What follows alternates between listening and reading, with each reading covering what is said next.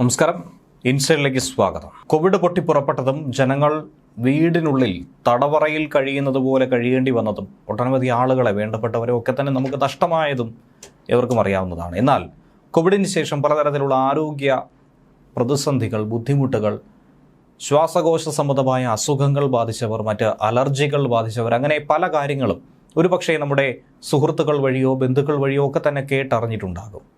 എന്നാൽ ജനങ്ങൾക്ക് തന്നെ ആകെ ഒരു വലിയ ഫ്രസ്ട്രേഷനിലൂടെയാണ് കടന്നു പോകുന്നത്.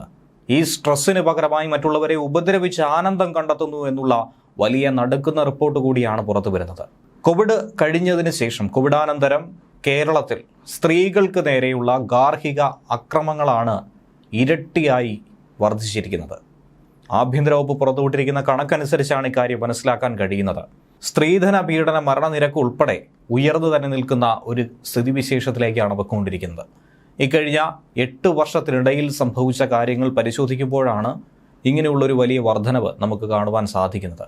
ഒരു മാധ്യമം പുറത്തുവിട്ടതനുസരിച്ച് 2016 മുതൽ കഴിഞ്ഞ ഒക്ടോബർ വരെയുള്ള കണക്കനുസരിച്ച് 2016 3455 ഗാർഹിക പീഡന കേസുകളാണ് രജിസ്റ്റർ ചെയ്തത്. പക്ഷേ കോവിഡിന് ശേഷം ഇത് ഇരട്ടിയിലധികമായി ഉയർന്നിരിക്കുന്നു. 2020 2707 കേസുകൾ, 2021 ആയപ്പോൾ അത് 4997 കേസുകളിലേക്കും, 22 5019 2023 അത് 4710 എന്നീ കേസിലേക്കുമാണ് ഉയർന്നിരിക്കുന്നത്. എന്തായിരുന്നാലും കോവിഡ് കഴിഞ്ഞതിന് ശേഷമുണ്ടായ വലിയ വർധനവായി തന്നെയാണ് ഇതിനെ നോക്കിക്കാണുന്നത്.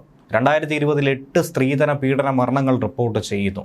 2021 9, 22 8, 23 8 എന്നിങ്ങനെയാണ് കണക്കുകൾ സൂചിപ്പിക്കുന്നത്.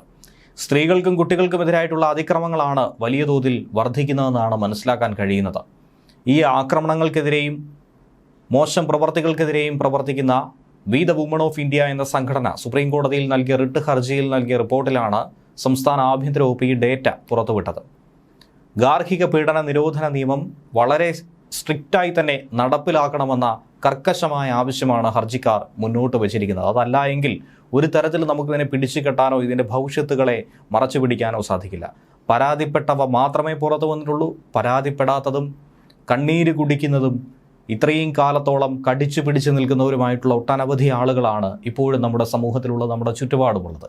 സംസ്ഥാനത്ത് സ്ത്രീകൾക്കെതിരായിട്ടുള്ള ഗാർഹിക ആക്രമണം തടയാൻ ഫലപ്രദമായ നടപടികൾ സ്വീകരിക്കുന്നുവെന്ന് സംസ്ഥാന സർക്കാർ പറയുന്നു. എന്തിനേറെ പറയുന്നു, നിയമസഭയിൽ പോലും സ്ത്രീ സൗഹൃദ അന്തരീക്ഷമാണ് നമുക്കുള്ളതെന്ന് പറയുന്നു. എന്നിട്ട് പോലും ഇതെന്തുകൊണ്ട് വർദ്ധിക്കുന്നു? 20 പോലീസ് ജില്ലകളും നേരിട്ടുള്ള ഗാർഹിക പ്രശ്നപരിഹാര സെന്ററുകൾ തുടങ്ങിയിട്ടുണ്ട്. ഗാർഹിക പീഡന നിരോധന നിയമം നടപ്പിലാക്കാനുള്ള മാർഗരേഖ പോലീസ് ആസ്ഥാനത്ത് നിന്നും എല്ലാ പോലീസ് സ്റ്റേഷനിലേക്കും അയച്ചു കൊടുത്തിട്ടുമുണ്ട്. എല്ലാ ജില്ലയിലും ഒരു സീനിയർ വനിതാ പോലീസ് ഓഫീസറെ ഫെലിസിറ്റേഷൻ ഓഫീസറാക്കി നിയമിച്ചിട്ടുണ്ട്. അതുകൂടാതെ 14 ജില്ലകളിലും 24 മണിക്കൂറും പ്രവർത്തിക്കുന്ന, നോൺ സ്റ്റോപ്പായി പ്രവർത്തിക്കുന്ന 1 സ്റ്റോപ്പ് സെൻ്ററുകൾ ആരംഭിച്ചു. ഹെൽപ്പ് ലൈൻ നമ്പർ പോലെ തന്നെ, ടോൾ ഫ്രീ നമ്പർ പോലെ തന്നെ ഇതിലേക്ക് നമുക്ക് വിളിക്കാവുന്നതാണ്, പരാതിപ്പെടാവുന്നതാണ്. എന്ത് തരത്തിലുള്ള ബുദ്ധിമുട്ടായിരുന്നാലും ബോധിപ്പിക്കാവുന്നതാണ്. അക്രമത്തിൻ്റെ ഇരയായി വീട്ടിൽ നിന്നും ഇറങ്ങിപ്പോരേണ്ടി വരുന്ന സ്ത്രീകൾക്ക് ഷെൽട്ടർ നൽകുക, ഷെൽട്ടർ ഹോം കൊടുക്കുക, അവരെ സുരക്ഷിതമായി പാർപ്പിക്കുക, മെഡിക്കൽ കെയർ നൽകുക, ആരോഗ്യ പരിരക്ഷ നൽകുക, കൂടുതൽ ചികിത്സ വേണമെങ്കിൽ അത് മറ്റ് ആശുപത്രികളിലേക്ക് റെഫർ ചെയ്യുക, അവർക്ക് വേണ്ട നിയമ പരിരക്ഷാ സഹായം നൽകുക, കൗൺസിലിംഗ് അടക്കമുള്ളവ നൽകുക എന്നതാണ് 1 സ്റ്റോപ്പ് സെൻ്ററിൻ്റെ സേവനം. ഇത് എത്രത്തോളം ആളുകൾക്ക് അറിയാമെന്നുള്ളതാണ് ഏറ്റവും പ്രധാനപ്പെട്ടത്. ഇത് പരമാവധി നമ്മുടെ അമ്മമാരിലേക്ക്, സഹോദരിമാരിലേക്കൊക്കെ തന്നെ എത്തിക്കേണ്ടത് അനിവാര്യമായിട്ടുള്ള ഒരു വിഷയം തന്നെയാണ്. നിർഭയ എന്ന ആപ്പ് വഴി പല തരത്തിലുള്ള കാര്യങ്ങൾ നമുക്ക് ചെയ്തെടുക്കാനായി സാധിക്കും. അതും തികച്ചും സൗജന്യമായി തന്നെ. സ്ത്രീകൾക്ക് അവരുടെ തന്നെ രക്ഷയ്ക്കായി വുമൺ സെൽഫ് ട്രെയിനിങ് പോലീസ് സഹായത്തോടെ നൽകി വരുന്നുണ്ട്. രാജ്യാന്തര വനിതാ ദിനത്തോടനുബന്ധിച്ച് ജനമൈത്രി സുരക്ഷാ പദ്ധതിയുടെ ആഭിമുഖ്യത്തിൽ തന്നെ 50ഓളം കേന്ദ്രങ്ങളിൽ കേരളത്തിൽ കുട്ടികൾക്കും സ്ത്രീകൾക്കും സ്വയരക്ഷാ പരിശീലന പരിപാടികളാണ് നടത്തിപ്പോരുന്നത്. അവർക്ക് അത്യാവശ്യ ഡിഫൻസ് പരിപാടികളൊക്കെ തന്നെ ഏതെങ്കിലും ഒരു പ്രതികൂല ഘട്ടത്തിൽ പിടിച്ചു നിൽക്കാനായി സ്വരക്ഷാർത്ഥമായി മനസ്സിലാക്കേണ്ട ചില പരിപാടികളൊക്കെ തന്നെ ഇവിടെ പഠിപ്പിക്കുന്നുണ്ട്.